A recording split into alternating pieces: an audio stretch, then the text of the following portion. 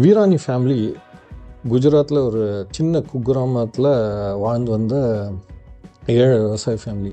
70களில் கொடூர வறட்சியின் காரணத்தினால அவங்களுடைய நிலங்களை விற்றுட்டு பக்கத்தில் ராஜ்கோட் மைக்ரேட் ஆவாங்க. விற்று வந்த அந்த பணத்தை வச்சு ஒரு பிஸ்னஸ் தொடங்குறாங்க. பயங்கரமாக லாஸ் ஆகுது. சரி, இதுலேருந்து நம்ம எப்படி மீண்டு வர்றது அப்படின்னு சொல்லிட்டு பார்க்குறப்போ அவங்களுடைய 2 பசங்க ஸ்கூல் ட்ராப் அவுட் 2 பேரும், இவங்க 2 பேரும் போய் ஒரு தியேட்டரில் ஜென்ரல் கேர்டேக்கராக இவங்களுக்கு வேலை வாய்ப்பு கிடைக்கிது. போகிறாங்க. அண்ணனுக்கு 150 ரூபா சம்பளம், தம்பிக்கு 90 ரூபா சம்பளம். நல்லா உழைக்கிறாங்க. அந்த தியேட்டர் ஓனர் வந்து இவங்களுக்கு கேன்டீன் நடத்துகிற வாய்ப்பையும் கொடுக்குறாரு. கேன்டீன் நல்லபடியாக போகுது. ஆனால் ஒரு ப்ராப்ளம் என்னென்னா, அந்த காலகட்டத்தில் வந்து இந்த பாப்கார்ன்ஸ் எல்லாம் கிடையாது. லோக்கல் ஸ்நாக்ஸ் தான் மக்கள் வந்து விரும்பி சாப்பிடுவாங்க. அப்படி அந்த ஊரில் மக்கள் விரும்பி சாப்பிட்ட லோக்கல் ஸ்நாக்ஸ் பார்த்திங்கன்னா பொட்டேட்டோ வேஃபர்ஸ். ஒரே ஒரு வெண்டர் மேலே டிபெண்ட்டாக இருந்தாங்க.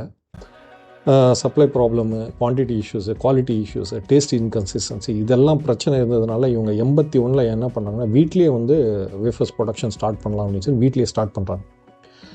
மக்கள்கிட்ட வந்து நல்ல வரவேற்பு, மக்களுக்கு டேஸ்ட்டு ரொம்ப பிடிக்குது. இதெல்லாம் அக்கம் பக்கம் இருக்கிற கேன்டீனையும் இவங்களுக்கு ஆர்டர் கொடுக்குறாங்க.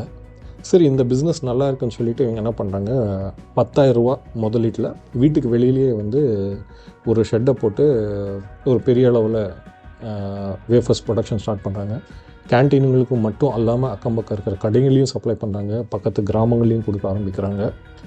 இவங்க கொண்டு போய் கொடுக்கறத விட இப்போ மக்கள்கிட்ட இந்த கடைகளிலேருந்து டிமாண்ட் வர ஆரம்பிச்சிருச்சு. ஸோ நல்லபடியாக வளர்கிறாங்க. 89ல் 50 லட்ச ரூபா போட்டுட்டு ஒரு செமி ஆட்டோமேட்டிக் ஃபேக்ட்ரியாக போடுறாங்க.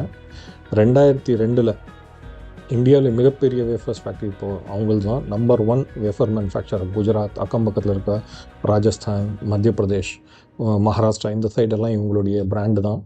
இன்றைக்கி டேட்டில் அந்த கம்பெனியுடைய வேல்யூவேஷன் பார்த்திங்கன்னா கிட்டத்தட்ட 40,000 கோடி. இது அவங்களுடைய நினைவு. உங்களுடைய கனவு என்ன ஷேர் பண்ணுங்கள். அடுத்த வீடியோ வந்து உமன் என்டர்ப்ரனர் நைகா பற்றி ஷேர் பண்ணுறேன். தேங்க்யூ.